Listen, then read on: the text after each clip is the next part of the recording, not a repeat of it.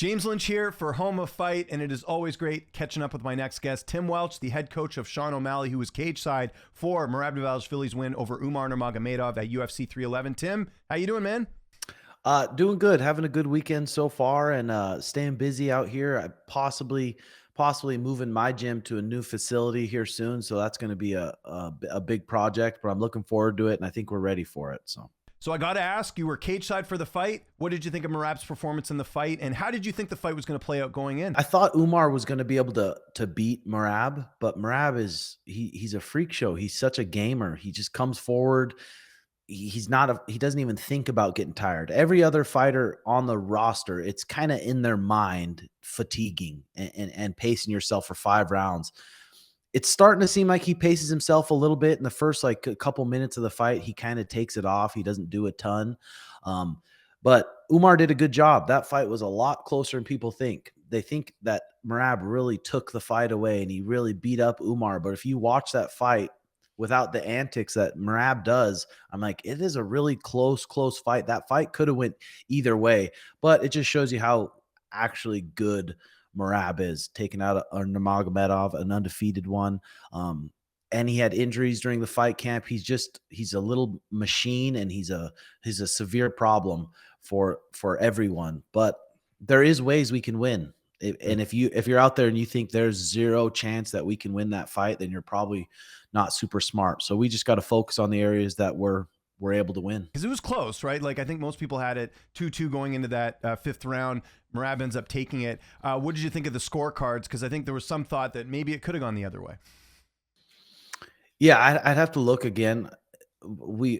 Sean and I went and watched it live, and then anytime you watch the fights live, you don't really get to watch the fight. So right when we landed, we went back to the gym and we rewatched the fight, and we're like, holy smokes, that was a close fight.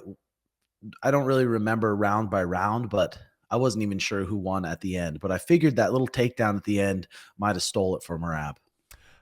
In terms of, obviously the broken hand in the fight, how much do you think that played a factor? And was that something you noticed in the fight, him having the broken hand? Yeah, Sean actually said something. He's like, he's not throwing his left hand at all. Either it's his arm that he was dealing with, or he's got a broken hand. So, I mean, that does affect the fight, but that's part of it. I mean, Merab's head broke his hand. So that's just part of it, and sucks for him. And I don't know if it really would have changed the outcome that much, but yeah, that does suck. I think that happened the third round when we rewatched it. It looked like he hit it and he started kind of like moving his hand a little bit in the third round. But like I said, you just can't take anything away from Merab. He's the real deal.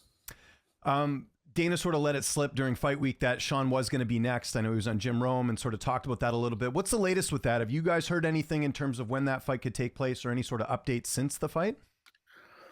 They haven't confirmed anything with us. They gave us a couple ideas. They haven't confirmed anything or any date. Right now, we're just focused on finally he's starting to get back to being able to wrestle and train jiu-jitsu for real, which is really nice, and it makes me feel a lot better. But right now, we're just focusing on recovering like a champion and just doing everything he can, putting down all social medias, not doing any more podcasts, saying no to interviews. And if you saw his recovery sessions after some of his workouts, you'd be like, holy smokes, he's really recovering and like a pro. And to beat someone like Merab, that's what it's going to take. Yeah, got to pull out all the stops. I actually wanted to talk about the social media thing a little bit later because I think that's interesting that Sean's sort of going cold turkey on that. I spoke to John Wood last week, or this past week, I should say, and he sort of was hoping that a fight with O'Malley would happen maybe in the spring around there. I asked him about summer, like International Fight Week. He felt like that was a little bit too late. Does that kind of line up with your timeline as well as a coach? Would you like to see maybe the spring, or would you like it to be a bit longer with the recovery? Yeah, like right now, we're just playing it by ear. We're just going to play it kind of week by week. I mean, still that's so far away. So it's hard to say, no, we're going to be ready for the spring. We're going to be ready for the summer. Just we're going to be ready. Wait till he's 100% ready to go and not try to just get through these fight camps and half-ass it. We got to be ready to go if we're going to beat someone like that. So anything you plan on doing differently for the camp, obviously without revealing anything, like any thoughts of bringing anyone in or changing up the game plan? Because obviously you guys have fought him. We saw the Umar fight. I know Umar and O'Malley are a lot different, but are there things you look at and think, okay, we're going to try some different things? Yeah, no, for sure. for sure. There's some things that we're taking care of, and we're definitely going to have a different game plan that I'm excited for. They announced Henry Cejudo and Song Yadong for that Seattle card. Were you surprised to see them go that route with Henry? Just because if you kind of look at who Henry's fought, there mainly been like really big names in the weight class. Nothing against Song Yadong, but it doesn't really fit that theme of who Henry's fought. Yeah, if you look at the options available for Henry, there's just nothing really that makes sense. I think Henry, I don't remember what number he is. Is he number 6 and Song's number 7? Something Something like like that. that. So it Yeah. just makes Both in that sense. So range. I'm sure the UFC said, "Hey, Henry, take it or leave it. If you don't want it, no big deal. It's not like you're bringing anything special to us." So 7 and 8, by the way. Cejudo's 7, Song's 8. How do you think that fight plays out? Because I believe Song, well, at least kind of what I'm seeing, a lot of people feel like Song's going to get the win there. What do you think of that fight? Who do you think wins? yeah, we always kind of talk shit about Henry, but you can't take it away from the guy. The guy is a competitor. He is a stud, but he is getting up there. He's getting up there in age, and he's been doing this his whole life. Like when you've been wrestling your whole life, you've been grappling, you've been competing at the level he has your whole life. It takes a big toll on your back. It takes a big toll on your body. And now getting around this age, he's not going to be able to train near as hard as he used to be able to train. And already he talks about retirement so much, so his mind's not even 100% in it yet. And this is a huge opportunity for Song. And Song's going to be young. He's going to be durable. He's going to be training really hard for this 5-round fight. I think right now at this stage, I think Song's going to beat him. You talked a bit earlier about, and this is something that's been in the news, about O'Malley kind of taking a step back from, like you said, interviews and doing a lot of content. Was that a team decision, or was that something he came to you and was like, hey, we gotta focus more on other things? Yeah, no, he's a smart kid. He's a smart kid. And that social media, especially for like the amount of money he's making on it, Mhm. it's so easy. And the amount of people that want to hang out with you, and the amount of just like girls reaching out, and just so much distraction. It's easy to be like, oh, it's my business. It's my business. I make money. But it does bring a lot of distraction in. And he's got his baby, he's got his farm, he's got some animals, and he's a smart enough kid to know if he's going to beat one of these elite guys, he's going to have to completely focus and dial in everything. He's fans of like guys like Kobe, LeBron James, and how these guys live and how like professional they are when it comes to everything. And he's trying to kind of be like that. So I think it's good. I think it's good. And I think 2025, he's going to take another step up doing this for sure. It was sort of documented after the fight with Merab, the fight that took place in September, that you guys were dealing with some injuries or some things going in. What exactly happened there for people who might not know? And I know it's not an excuse, but I also don't mind when fighters are like, hey, this is what happened in the fight, just so people know, like not taking anything away from Merab. Yeah, and like I said, every fighter is going in there with something. So Yeah. it's not like, I mean, it's rare that you're going to go in there and be 100% healthy. I'm sure Merab was dealing with something. Merab was dealing with something versus Umar. Everyone's always dealing with something. So it's definitely like, it's not like, oh man, we were dealing with that. But he's had a torn labrum in his hip. We haven't been able to wrestle or grapple. Like we've been able to do short goes, short little 10, 15-second goes. But then, every day when he'd come into the room, I'd be like, well, kind of how are you feeling? And we'd have to base our practices about how his hip and his, I think the hip went into the back and how that's feeling and what can we do to just kind of get around it. So getting that thing fixed makes me feel a lot better.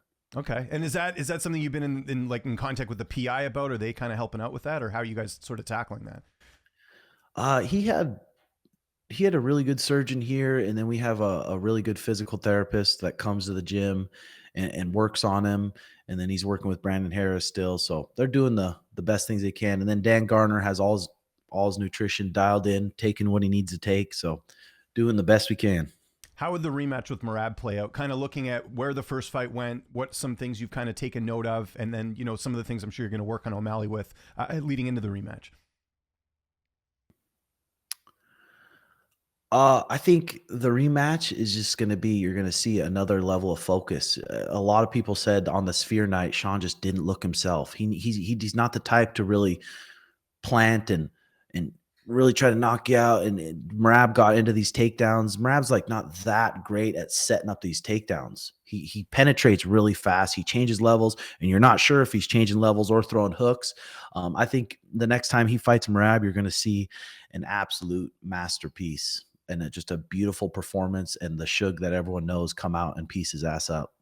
Two more quick questions. I don't think I've asked you about this before, but we found out, obviously, I think it was last week or week before, Bellator no longer a thing. So we've seen a lot of fighters either go to like GFL, or there's some that are free agents.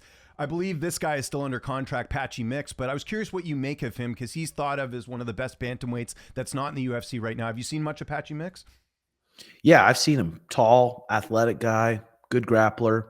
I'm curious, is the UFC in talks with him? Do you know? Or I don't think he's a free agent. So I think he's still under contract with Bellator because he's the champ, or PFL, I should say, because he's the champion. So I think it's one of those situations where he might have to like fight out his contract, or we'll have to see. But I think a lot of fans do want to see him in the division, just to see, kind of, see if things get shaken up a little bit, because he's done quite well in Bellator. yeah, I've heard of the kid for a while, and I've heard he's just an athletic, very good stud. So, I mean, the bantamweight already is just so stacked. So, bring some more guys on. Why not? Yeah, and we got Topuria's brother fighting here pretty soon too at bantamweight. I don't know if you saw that. Alex Topuria is his name. Is that at bantamweight for sure? I believe it is bantamweight. Let me double check, but I'm pretty sure he's. I know he's fought at bantamweight before.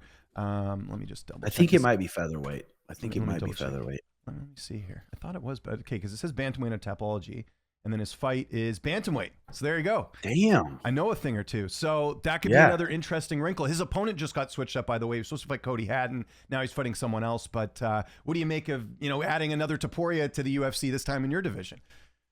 It's hard. It's hard to say. I mean, you can come out there and you can beat some of these guys, and then once you get, it's hard to say how is he going to be able to deal with the pressure and the big lights and these guys that are so solid top to bottom.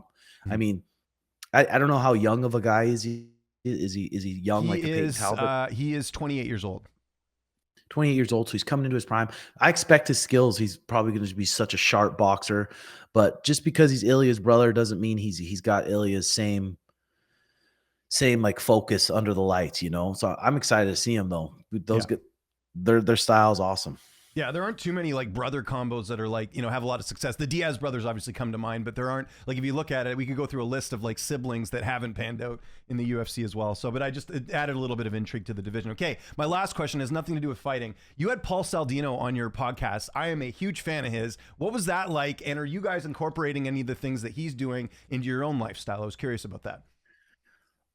Yeah, for sure. I've been a fan of him also for a long time, and just eating the whole foods, the natural foods. And I tried my best to eat like that, Yeah. to eat like that. But I do like my sourdough, and I do like some crackers and stuff here and there. But for a professional athlete, I think it's a little bit harder to get away with that completely, because Sean does get his blood tested regularly and sees where his levels are at and sees what kind of foods he needs. And we're very like, we do a lot of explosive stuff, explosive workouts, and a lot of it's explosive. So I feel like he needs those carbs, but I'm not the expert. Our nutritionist, Dan Garner, is, and Dan's got him dialed in.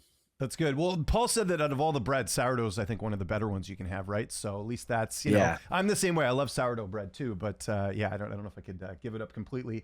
And if you think about it too, like you mentioned Sean has his farm and stuff, so you guys are probably eating pretty like clean and healthy stuff anyway. So that must have, piqued Paul a little bit too, because I know he's all about like the, all natural farm stuff, right?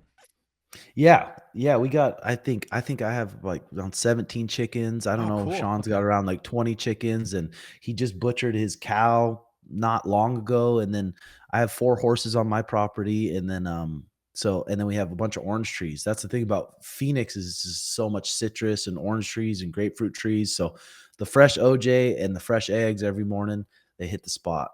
I can attest to the oranges. My grandparents used to live in Mesa, and they had an orange tree, and it was maybe the best orange juice I've ever had. So I don't know what's going on with the oranges there, but they're amazing. Tim, thanks so much for doing this. Really appreciate it. Hopefully next time we talk, we'll see if a fight's booked and all that. But in the meantime, anything you got going on, your podcast, anything else, man, I'll give you the last word. Yeah, not much. I mean, check out my YouTube page. We come out with a podcast every week, and we've been having some pretty good interviews on there. It's been fun. So thanks a lot, James.